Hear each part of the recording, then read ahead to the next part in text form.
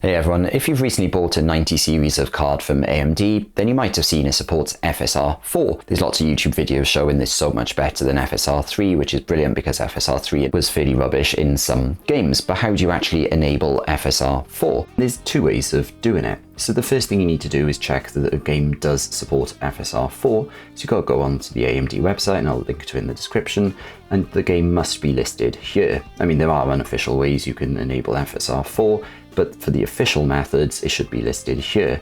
And if the game is listed, there's two ways of enabling it. The first would be enabling it within the game itself. So in some cases you can do that, but not with every game. But you'd go along to a particular game and where you've got resolution scaling, like this is FSR 2.1, and you can mess around with the settings. You might have FSR3 and again can mess around with the settings, and if a game supported it in game, you could then select FSR4. But unfortunately in this case it doesn't support it. It only supports 2.1 and 3. So there's another way of doing it, and actually this is the most popular way right now, to be honest. In the AMD software, if you've got a game that supports FSR4, something will pop up as you can see there, and you can actually switch on FSR4 support. The way this works though is actually a game might not support FSR4 internally, but it might support 3.1, which you just seen on that dialog option. And what that means is then if AMD whitelist the game, on that list that I shown you earlier, you can then actually override the FSR 3.1 support with FSR4. And there's a recap there just confirming that. So in other words, by actually enabling that option there in the AMD software for Smite 2, what I can now do is launch the game. And when it does eventually launch, you can see in the top right that FSR4 support is available. Notice it doesn't say enabled, it just says it is available.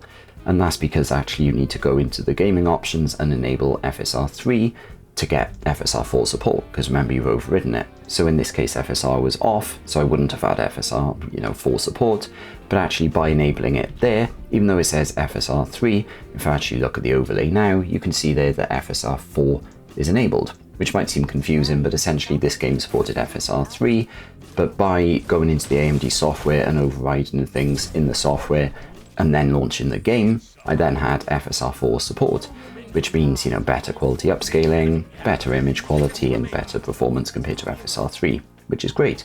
But just a reminder that for the official method, it must be on this list first. And then if it is on that list, you've got one of those two options. You might be able to enable it in the game, but if not, you have to override it in the AMD app. So that's the official way of doing it, and hopefully that all makes sense. But because AMD doesn't support that many games right now with FSR4, what some people in the modding community have done is taken it on themselves to actually support FSR4 unofficially in games via things like Optiscaler, and that's actually a really cool tool. I'll link to some details of that down in the description and link to some really good videos discussing that in more detail. But with that, you can actually turn on FSR4 in like Cyberpunk, for example, which isn't officially supported at the time of filming this video. And that wraps up this short video. But if you've got any further questions, please let me know down in the comments. And if you enjoyed it or found it useful, please click the thumbs up button, and please subscribe to see more short videos like this. Thanks for watching.